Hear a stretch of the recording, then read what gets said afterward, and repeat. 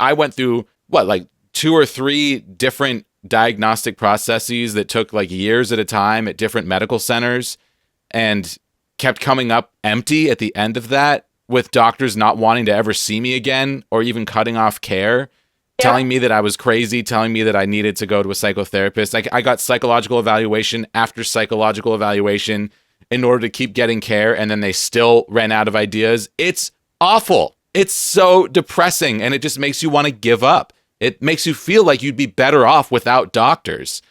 And then I got worse, and then I went back and tried it again, and I did it. You know, I got there. It's one of the greatest victories of my entire life. I was 38 years old, and I'd been dealing with issues on and off my entire life. My first issues were in 2nd grade.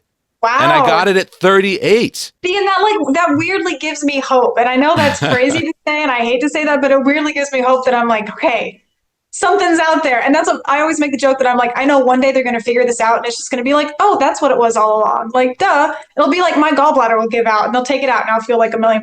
And all of a sudden it'll be like, oh, that's what was the problem. Or we'll find out I have fibromyalgia or something that they'll be like, oh, that's what it is. So I'm looking forward.